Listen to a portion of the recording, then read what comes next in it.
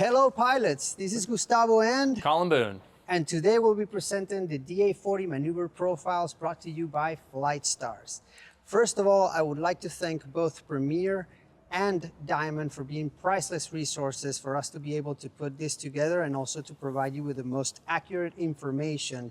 So this is relevant for you, and not only that, you can use this as a real resource for practicing your maneuvers, for understanding the DA40, which is an incredible aircraft. And today, here to explain to us everything that we're going to be doing, we have one of the best instructors in the world. And I would like to throw it over to Colin so he tells us exactly what's going to be happening. Hey everybody, we have dissected the private pilot and commercial pilot ACSs and videoed a bunch of the maneuvers contained in those ACSs to show you guys how we like to fly the maneuvers, how the airplane likes to fly the maneuvers, and to make the maneuvers more approachable and safer for you to fly so that you can hop in the airplane and just go. That's awesome. All right, so we'll see you up in the air. Here we go.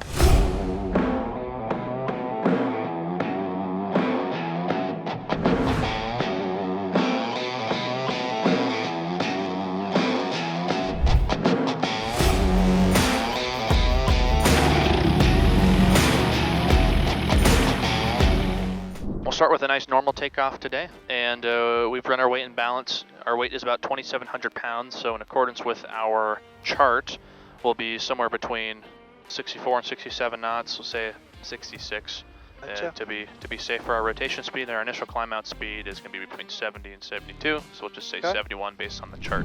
Let's talk about our takeoffs and takeoff briefings real quick, and we're going to follow the checklist while we talk about this as well. But when we are talking about our takeoff briefings, the same briefing can be applied to the normal takeoff, the soft field takeoff, and the short field takeoff. It's just that the briefings would be slightly tweaked depending if you're doing a short or soft or a normal, because the way you perform it is a little bit different, but a lot of the information is going to be the same.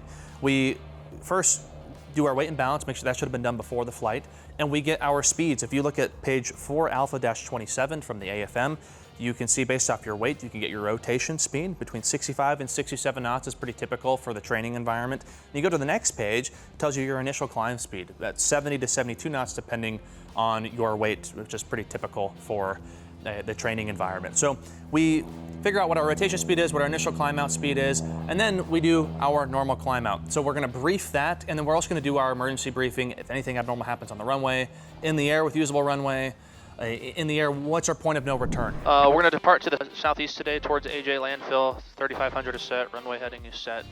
Nice normal takeoff. Rotate at 66 knots, climb out at 71 knots until 400 feet, at which point we'll go flaps up, accelerate to 88 knots, pull the power to 92% through 1,000 feet AGL, which will be 2,400 on our altimeter. We'll go landing and taxi lights off and fuel pump off as well, and keep that climb established up to 3,500 feet. That's if everything goes well. For our emergency procedures, anything abnormal on the runway, if you see something, say something. Of course. In the air with usable runway remaining, if we have a discrepancy at that point in time, put your nose down to avoid a stall. Flaps as necessary, get the airplane stopped. In the air below 500 AGL, pretty much we're going straight out. We got the golf course out there, we have the 202 out there. Yep. And past the 202, there's more golf courses. Above 500 AGL, we're going to be pitching up pretty quick through 400 AGL there with flaps and takeoff, so I'm pretty confident we can make the impossible turn, and that's something that we should go test eventually as well. Yep. That's going to be our briefing for today. From what I've seen from this airplane, we'll get off pretty quick, and I think we can make it back. We'll probably still be mostly over airport property when we hit 400 feet. Questions, comments, concerns?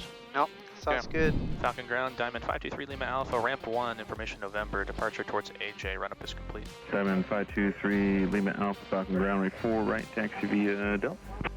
4 right to via Delta at 523 Lima Alpha. And traditionally when we take off, it's your normal like mental checklist of lights, camera, action, but in here, throw the fuel pump on as well. That is at the end of the available power checklist.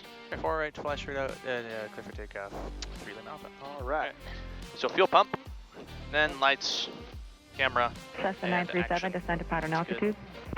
Down to pattern. Final's clear. That guy out of the way. 5048, traffic and I'm going to hand this guy to you. Entering the downwind, Cessna 2900 descending. Looks good. Try to use as little brake as possible to make this turn in the DA40. Okay, here we go.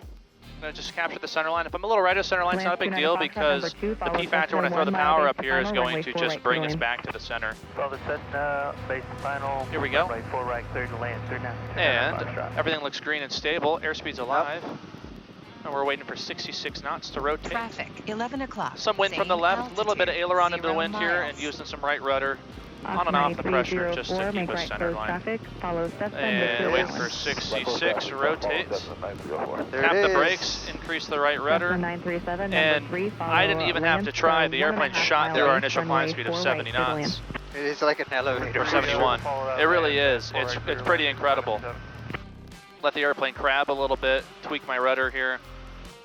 And holding 71 knots, which is our VY speed, you can see we're already 300 AGL by the time we leave the departure into the runway. It's a 5,000 foot runway here at Falcon, a little more than 5,000. And now as we've just left the departure into the runway, and at 400 feet, it's nose over, flaps up. Dude, this is the most fun plane to take off on. I know, At least that I've flown. Yeah.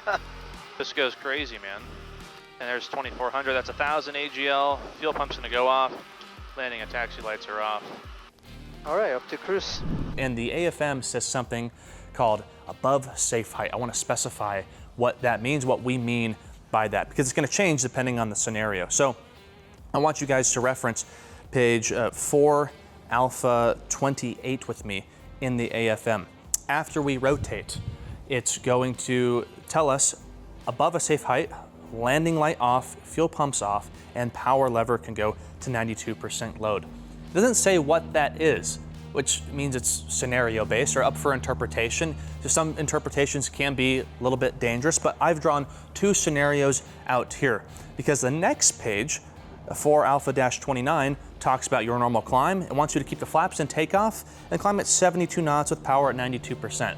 Now, if we're gonna go up to 12,000 feet today and do an IFR cross country all the way to California from our lovely airport here in Phoenix, it makes no sense to climb that slow the entire time up to 12,000 feet. So right below the procedure for takeoff climb, it says cruise climb, and it says flaps up, 88 knots, power, 92% load as well. So we're gonna use above a safe height to transition to our cruise climb. But again, safe height is going to differ depending on the scenario. So I've drawn one thing here, and I've drawn another thing here. Start with the top one. This is what we typically do if we don't have obstacles in front of the runway, or if we get to proceed straight out, say something like that. We take off from the runway here, we climb up to about 400 feet, and when we cross through 400 feet, if there's no obstacles in front of us, we aren't making an immediate turn, we can continue straight out, we can nose over and start our acceleration. Once we hit, or about to hit 88 knots, we can go flaps up and pull our power back towards 92%. Then we enter our cruise climb nice and early, and 88 also happens to be our best glide speed. If anything happens to the airplane, we lose an engine, we're proceeding straight out, we have our best glide speed achieved as we start our climb out, and then we'll sustain that all the way up to our cruise altitude. So if we're continuing straight out, there's no obstacles in front of us, we can clean the airplane up at 400 feet, get to our cruise climb speed of 88 knots, get the airplane all cleaned up, and then proceed outbound. The other scenario is using full power and flaps to take off at 70 to 72, whatever your initial climb speed is, to about 1,000 feet. And now this could be used if you have obstacles, say it's a hot day, you're off of the 4s here at Falcon, we're taking off towards those mountains, you want to get a little extra height before you do that acceleration period and start covering more ground. So if you have an obstacle in front of the runway, you can climb a little bit higher first before you start cleaning the airplane up. Or if you're an instrument student, we have the Mesa 1 departure here, where at 400 feet we do a 180-degree turn. And I don't want to clean the airplane up at 400 feet while starting a turn and accelerating all at the same time. So if that's the case, if I have to make an immediate turn around 400 feet, if I have an obstacle in front of me, I will continue and change my safe height to about 1,000 feet or whenever I feel safe. So I'll just climb out 72 knots, my initial climb speed. When I feel safe, I've completed whatever procedure or cleared any terrain that I'm on, then I will get to about 1,000 feet AGL, and put the nose down, accelerate, clean the airplane up, cruise climb 88 knots, and then proceed on course.